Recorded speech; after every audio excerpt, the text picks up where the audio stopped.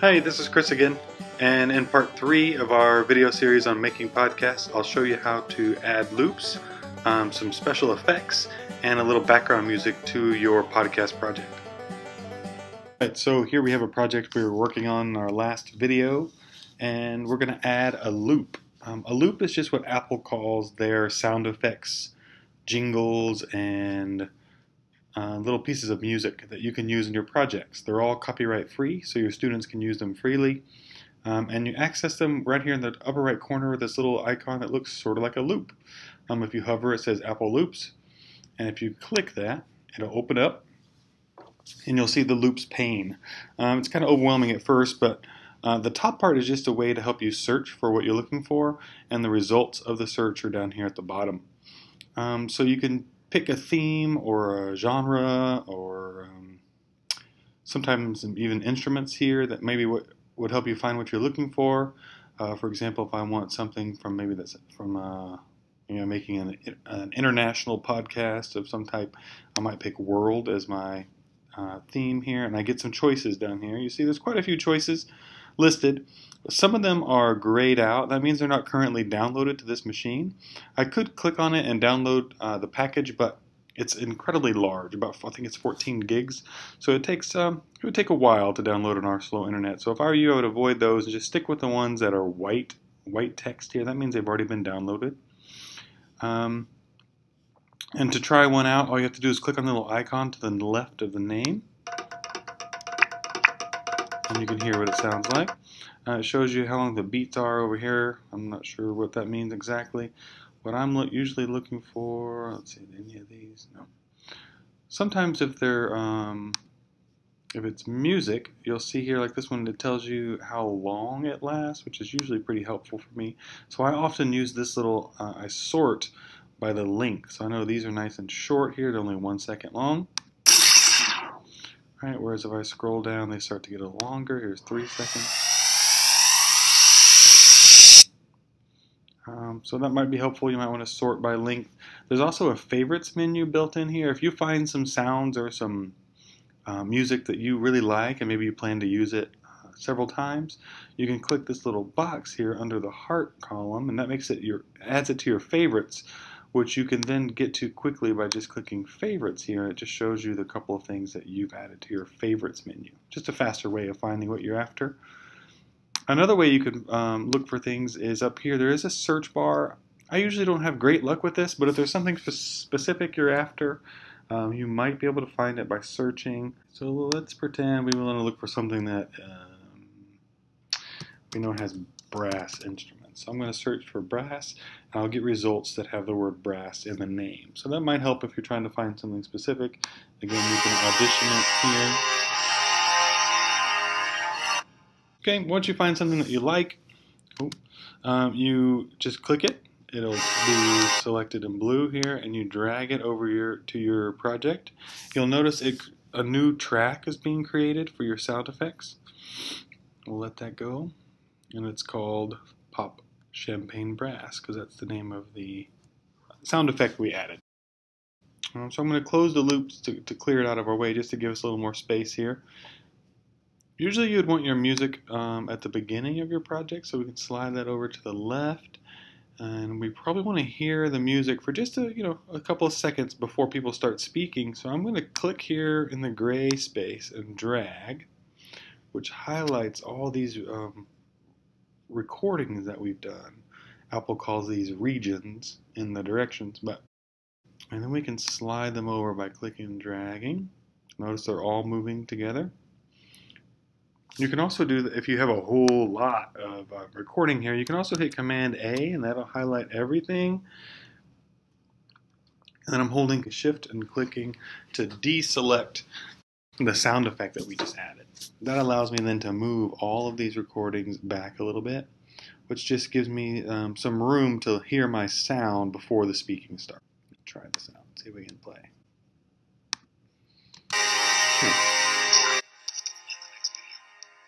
You can imagine eventually this starts. There we go. So now we've got some music that plays before the really random speaking starts. So that's how you add sound effects or music from the loops menu over on the right. If Apple Loops doesn't have what you're after, you can also use the next button, which is the media browser. You can open that up. And this allows you to search for anything that you have in your iTunes library or that you've previously made in Garageband. You'll notice you get some categories to choose here, and the results are hiding down here at the bottom. So I usually like to drag this up a little bit so I can actually see what's going on down there. And I have just a few songs here in my iTunes library. Here's a word of caution though, if you're going to be publishing these projects, you don't want to use anything that's copyrighted. So I can't use my Mumford & Sons music here as much as I love it. I can't put it in my project because I don't own that music legally. I do, though, have a few little jingles here that I downloaded from a public domain website. So you can search the web and you can find a lot of music and sound effects that are copyright free that you're allowed to use that you can then download and add to your iTunes library, and then they'd be available here for you to use in GarageBand. And you can try those out right here by selecting it in blue the way I have this first one and then hitting play.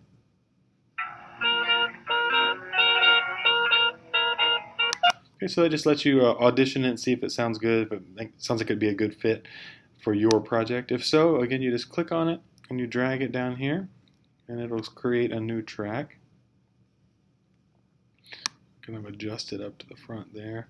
I'm going to go ahead and get rid of this other one. It wasn't the greatest choice, so we'll stick with some nice Billie Holiday here. Next video recordings, you can imagine eventually this starts to scroll off the screen. Okay, so now we've got some iTunes music in here that is not a copyright violation, so that's good to go. I'm going to close the media browser. Oh, you can do movies here too. If you have some sounds that you've recorded in Photo Booth or movies that you've put in your iPhoto or iMovie library. Personally, I've never found much use for that. I don't usually want just the sound off of my video since GarageBand only creates audio tracks, but maybe you do. Maybe you have a video that you'd really like to get the sound off of. You can select that and again just drag it down here to a new track. I usually stick with the audio tab. Okay, so I'm going to close that. And there's a good chance I want to, we talked about this in, I think it was video number 2, but I want to show you again the automation thing here with the music. Currently it's in the background, but it really kind of, you can tell there the music kind of drowns out the lines that I'm trying to speak there. So one thing you can do to combat that is just turn the volume up on those tracks. That'll help a little bit. And I could turn the volume down on my music track, but at the very beginning, when I'm not speaking, I kind of like that the music is pretty loud. So, but then I want it to be quiet. And the way I do that is again with this automation tool here. I turned it on up here, and then I'm going to go down here and activate it here. And let's see, double click, I think, there we go. And I want it to soften, I want it to be a little lower, so I want it to be up high at the beginning so I can hear my music nice and clear. And then I want it to fade down when I start to speak. Be a lot softer and stay soft until the end when I'm no longer speaking. Just double clicking to add these little points that I can manipulate. And then I want it to get loud again. So hopefully that works the way I think. And they smack the space bar. There you go. So you could hear my voice pretty well when I was speaking, and when I was done, the music got much louder. So again, just a little reminder there, if you're doing background music, this little automation icon is your friend. So be sure to check that out. Last thing I wanted to show you on this video was some neat effects that you can add to your voice. I want to warn you though, once you show your students this trick, they will want to play with it for the next 3 days, and you're going to have a hard time keeping them on track. So just be careful.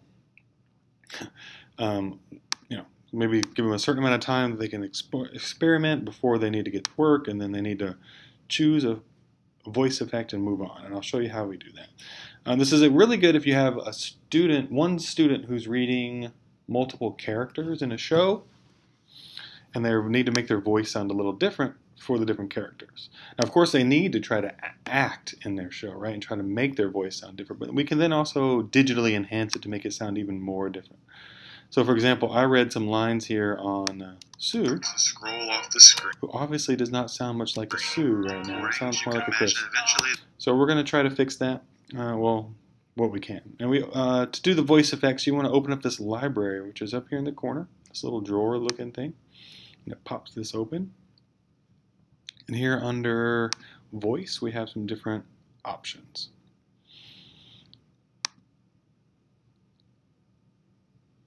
All right, let's see. So I've chose voice, and the really fun ones are here under experimental.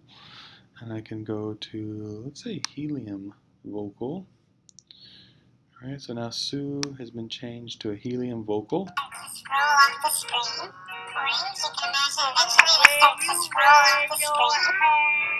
Or you see the red box forms and the little wavelengths are nice. So you can tell that sounds more like a chipmunk to me than a Sue, but you get the idea. These are different things that you can do, and it'll change the way the voice sounds, the recording that you've already done. So I can choose robot here. We can try that out. I'm also going to mute our soundtrack. We don't need to listen to that right now. We just want to focus on the voice. Box forms and the little wavelengths for my speech. And when I'm done recording, There you go. It's a pretty creepy robot sound. You want to be careful with these. Some of them make them really kind of hard to understand the words. Like here's monster vocal. I don't know about you, but I can't even understand that anymore. But maybe that's the effect you're going for. It's just supposed to be a monster babbling. That might be perfect, but just choose carefully.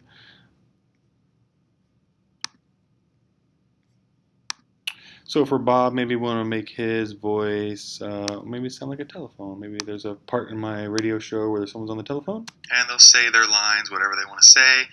That doesn't really sound like much of a telephone to me, but experimental, let's try. How about deep? We can just make his voice a little deeper. They'll say their lines, whatever they want to say, and when they're done, they smack the space bar. Oh, I see.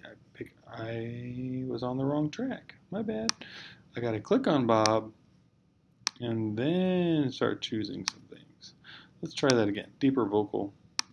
And they'll say their lines, whatever they want to say, and when they're done, they smack the space bar. Okay, that's definitely much deeper. And again, it's almost hard to hear, so you're going to want to, choose carefully. So that's how you can add some fun effects. Use that sparingly, but it is there. Your kids will love it. They'll have so much fun playing with that. Just make sure that we can still hear them speak. So I think those are all the little effects I wanted to show you. We'll go on to the last video and we'll show you how to wrap this up.